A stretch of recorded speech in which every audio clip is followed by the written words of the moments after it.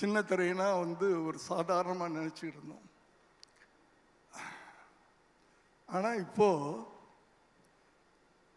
பெரிய திரையை விட சின்ன திரை தான் புகழோட இருக்கு. நான் தெரியாதனமாக ஒரு சீரியல் நடிச்சிட்டேன். டைரக்டர் இருக்காருன்னு நினைக்கிறேன், மனோஜ் சார். அவர் தான் டைரக்ட் பண்ணார். நான் முதலே சொன்னேன் ராதிகா மேடத்திட்ட, அம்மா எனக்கு நடிக்க வராது, என்னை கூப்பிடாதீங்க. இல்லை சார், அதெல்லாம் ஒன்றும் இல்லை சார், நீங்கள் வாங்க சார். நீங்கள் போனால் அங்கே ரிஹர்சல்லாம் கிடையாது. நாங்கள் சினிமாவில் 4 தடவை ரிஹர்சல் பார்த்து அதுக்கப்புறம் ஓகே சொல்லி, ஒரு டேக் இல்லைன்னா 2 டேக்கு, 3 டேக்கு, 4 டேக்.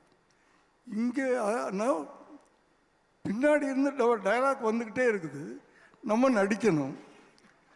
நான் இங்கே பார்ப்பேன்னா டைலாக் வர இடத்த பார்ப்பேன். மிரண்டு போய் அவர்கிட்ட, ஐயா என்னை விட்டுருக்கையான ஓடி போயிடுறேன்னு சொல்லி.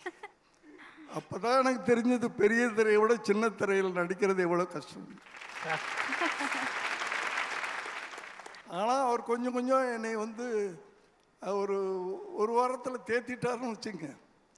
ஒரு தைரியத்தையெல்லாம் உண்டாக்கி, அதெல்லாம் ஒன்றும் இல்லை சார், நாங்கள் இருக்கோம் சார், நீங்கள் அங்கே பாருங்கள், காதை மட்டும் இங்கே வச்சுக்கண்டார். காதை எப்படி தனியாக இங்கே வைக்கிறது? புதுசாக இருந்துச்சு எனக்கு. ஆனால் அது ஒரு அனுபவம், நல்லா இருந்துச்சு அது.